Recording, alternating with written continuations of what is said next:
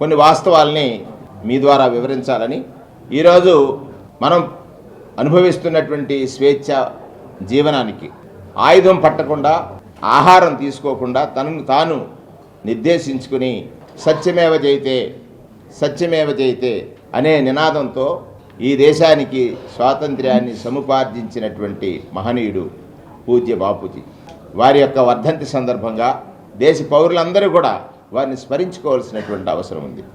ఈ దేశానికి స్వాతంత్ర్యాన్ని సముపార్జించే సమయంలో నాటి పాలకులు వేసిన ఒక ప్రశ్నకి వారిచ్చినటువంటి సమాధానం, నా దేశ పౌరులు ఎక్కడో మూలన, నా దేశంలో జీవించే పౌరుడు ఎక్కడో మూలన నన్ను ఆదుకునే నాదుడు నా దేశవాసి అయి ఉండాలని, తాను రచించేటువంటి చట్టాలు నన్ను ఆదుకునేటట్టు ఉండాలని ఆకాంక్షించి ఆ బ్రిటిష్ పాలకులకు చెప్పినటువంటి పూజ్య బాపూజీ వర్ధంతి సందర్భంగా సత్యమేవ జయతే అనే బాపూజీ అంటే మొన్నటి వరకు పాలించిన తెలుగుదేశం పార్టీ నాయకుడు అసత్యమేవ విజయతే, బాపూజీ అన్నారు సత్యమేవ జయతే అని.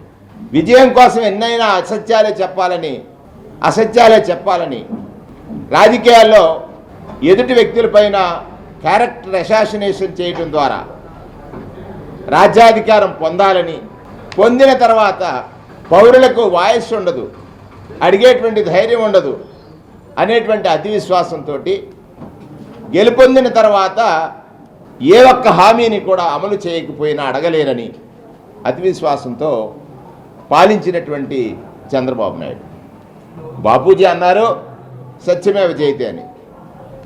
ఈ పాలకుడు 14 ఏళ్ళు అసత్యం, 14 ఏళ్ళు అబద్ధం, 14 ఏళ్ళు మోసం, 14 ఏళ్ళు కుటిలత్వం, 14 ఏళ్ళు కుట్ర అన్నీ కలిస్తే ఒక చంద్రబాబు.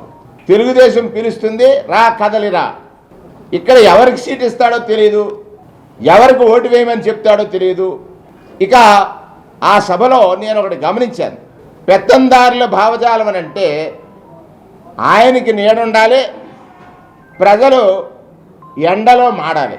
నిన్న మీరు సభ చూశారు కదా, వారికేమో పెత్తందారులేమో నీడన, ప్రజలేమో ఎండలో నెత్తిన ముసుగులేసుకుని ఆ సోది వినలేక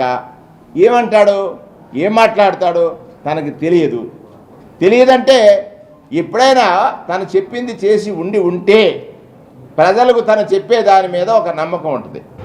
చెప్పింది చేయనివాడు కేవలం ఈ రాష్ట్రంలో పేద ప్రజలకు ఇంతకాలానికి దొరికిన ఒక నిజం, ఇంతకాలానికి పాలకుడంటే నిజమని, ఆ నిజం ఎలా ఉంటుందంటే జగన్లా ఉంటుందని ప్రజలు ఒక విశ్వాసాన్ని ఏర్పాటు చేసుకుంటే, ప్రజలు ఒక విశ్వాసం కలిగి ఉంటే ఆ నిజాన్ని నిందలు వేయటం ద్వారా, ఆ నిజంపై నిందలు వేయటం ద్వారా ప్రజల దృష్టిని ఆకర్షించాలని తాను చేసిన ప్రయత్నం. చంద్రబాబు నాయుడు గారు నిన్న వచ్చిన తర్వాత ఒక స్లిప్ రాసిస్తే చదువుతున్నాడు, అది చదివే దాంట్లో తడబడతా ఉన్నాడు. ఇక్కడ నా మిత్రుడు రాజా ఉన్నారు, రాజా మీద నిందేస్తాడు, సూర్యనారాయణ రెడ్డి గారి మీద నిందేస్తాడు, పట్టణం మీద నిందేస్తాడు, పక్కనున్న వాళ్ళ మీద నిందేస్తాడు. మా ఎమ్మెల్యేలని మార్పు చేస్తే దాన్ని, అంటే ఎమ్మెల్యేలని వేరే స్థానాలలో పోటీ చేయడానికి దించితే కన్ఫ్యూజ్ అయిపోయాడు గేమ్, తాను అనుకున్నట్టుగా జరగట్లేదు అనేటువంటిది అర్థమయ్యి చంద్రబాబు నాయుడు పలు విమర్శలు చేశాడు. ఆ విమర్శలు ప్రజలే తిప్పుకొడతారు, దాంట్లో ఏమాత్రం డౌట్ లేదు. ఇక నేనేమంటానంటే, ఈ 6 తలల అబద్ధానికి ప్రధాన తలగా ఈ జిల్లాలలో నేను గెలిపిస్తాను నిన్నను వచ్చాడు పవన్ కళ్యాణ్ గారు. సాధారణంగా రాజకీయ పార్టీలు పెట్టేటువంటి వారు ఎవరైనా కూడా, రాజకీయ పార్టీ ఎన్టీ రామారావు గారు పెట్టాడు ప్రజా సంక్షేమం కోసం, దాన్ని లాక్కున్నాడు చంద్రబాబు నాయుడు. సంక్షేమం మానేసి ఆయన సన్, ఆయన కొడుకు, ఆయన క్షేమం కోసం చూసుకున్నాడు, ప్రజలను మొత్తం వదిలేశాడు. ఇవాళ అదే సందర్భంలో 2009లో చిరంజీవి గారు పార్టీ పెట్టారు. చిరంజీవి గారికి ఒక లక్ష్యం ఉంది, నేను ముఖ్యమంత్రి కావాలని. సరే కాలేదు, కాంగ్రెస్ పార్టీకి అమ్మేశాడు. తర్వాత 11లో జగన్మోహన్ రెడ్డి గారు 12లో పార్టీ పెట్టారు. అదే తరుణంలో పవన్ కళ్యాణ్ గారు కూడా పార్టీ పెట్టారు. 14లో జగన్మోహన్ రెడ్డి గారు 67 స్థానాలు గెలిచి ఓటమి పాలయ్యారు. 19లో గెలిచారు. ప్రజలకు ఇచ్చిన మాట నిలుపుకున్నారు. ఇక్కడ పవన్ కళ్యాణ్ గారు 12లో పెట్టి 14లో ఒకరికి సపోర్ట్ చేసి 19లో ఒక రకంగా పోటీ చేసి ఇవాళ అంటాడు ఆయన, ఈ దేశంలో రాజకీయాల్లో ఉన్న ఎవరు కూడా వాడకూడనటువంటిది, రాజకీయాల్లో ఉన్న ఎవరు కూడా అనకూడనటువంటి ఒక మాట. రాజకీయాల్లోకి వచ్చిన వాళ్ళు ప్రతి వ్యక్తి కూడా కార్యకర్త నుంచి ముఖ్యమంత్రి వరకు పేదవాడికి సహాయపడటమే రాజకీయాల యొక్క ప్రధాన ఉద్దేశం. అదే ప్రజాస్వామ్య స్ఫూర్తి, అదే రాజ్యాంగ నిర్మాత బాబాసాహెబ్ అంబేద్కర్ గారు అందించిన రాజ్యాంగ స్ఫూర్తి. కానీ ఈయనంటాడు పేదవాడికి సహాయం చేస్తే ఆయన ఓడించండి అంటాడు. ఇది ఎక్కడైనా మనం విన్నామా? మీడియా మిత్రులారా మీరే చెప్పండి. పేదవాడికి సహాయం చేయడానికి ఈ రాజకీయాలు ఉన్నాయి, పేదవాడి కోసం ఈ రాజకీయాలు జరగాలి. అటువంటి పరిస్థితి మానేసి ఈ పవన్ కళ్యాణ్ గారు పేదవాడికి సహాయం అందకూడదు, అందించే జగన్ గారిని ఓడించడానికి పార్టీ పెట్టానన్నటువంటి ఏకైక వ్యక్తి, ఓడించడానికి అంటే పేదవాడికి సహాయం చేస్తానంటే ఓడిస్తాననేటువంటి దానికోసం పార్టీ పెట్టానని చెప్పడం, పేదవాడికి సహాయం చేస్తున్నటువంటి ప్రభుత్వాన్ని ఓడిస్తానని దానికోసమే నా పార్టీ ఉందని చెప్పడం రాజకీయ విజ్ఞత, రాజకీయ విజ్ఞులు ఆలోచించాలి. పవన్ కళ్యాణ్ గారు కూడా మళ్ళీ పునరాలోచించాలి. మీకు పొత్తు ధర్మం ఒక మోసగారికి, ఒక అబద్ధానికి, ఒక కుట్రదారుడికి, ఒక కుట్రతత్వం కలిగిన వాడికి మీరు సహాయం చేస్తూ పేదవాడికి అన్యాయం చేస్తారా? దానికోసం మీరు రాజకీయ పార్టీ పెట్టారా? మిమ్మల్ని నమ్మినటువంటి జన సైనికులందరూ కూడా వారు కూడా చర్చించుకుంటున్నారు. పవన్ కళ్యాణ్ గారు ఆలోచించండి.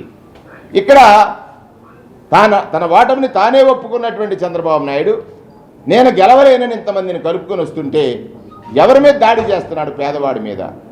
ఒకే ఒక్క బాణం పేదవాడికి నేరుగా ఎవరి దగ్గర తలంచకుండా, చేయి చాయకుండా, యాచించకుండా, ఆశించకుండా నేరుగా డీబీటీ డబ్బు అవసరం వచ్చినప్పుడు పేదవాడు పడ్డ మనోవేదన్ని ఏ మధ్యదళారీ కానీ, ఆశ్రిత పక్షపాతం కానీ, దోపిడీ కానీ, అవినీతి కానీ ఆస్కారం లేకుండా అందించి దేశానికి ఆదర్శమైనటువంటి జగన్మోహన్ రెడ్డి గారికి జనానికి ఉన్న బంధాన్ని విడదీయటానికి ఈ ఆరు తలల అబద్ధం చేసే ప్రయత్నాలు సాగవని ఇదే ఇప్పుడే మా రాజా చెప్తాడు. ఇప్పుడు దీంట్లో అప్పుబాబు నాటకమని గతంలో చెప్పాం. 600 హామీలు ఇచ్చాడు. 6 హామీలు కూడా అమలు జరగలేదు.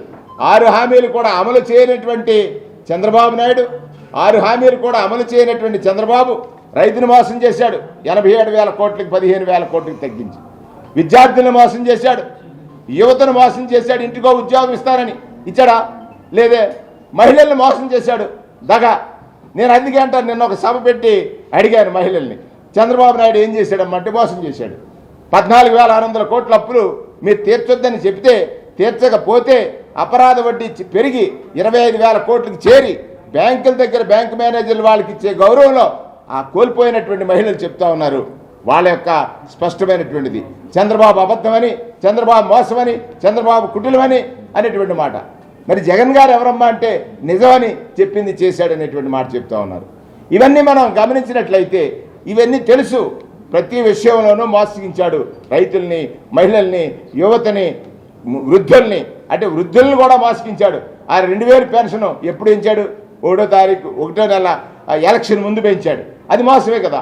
ఇంతకు మోసకారి నిన్న రాజానగరం వచ్చి రాజా మీద, ఆ రెడ్డి గారి మీద, మా వనితమ్మ మీద, ఇంకా అందరి మీద ఆరోపణలు చేస్తూ ఉన్నాడు. అబద్ధానికి ఆరోపణలు, అబద్ధపు ఆరోపణలు చేసే ఒక అబద్ధం మాట్లాడేటువంటి మాటల్ని ప్రజలు అర్థం చేసుకున్నారని నిన్న అట్రఫేర్ అయినటువంటి సభలో తోలాడు. పాపం గంజాయి గురించి మాట్లాడుతున్నాడు. సైకో అంటున్నాడు ముఖ్యమంత్రిని.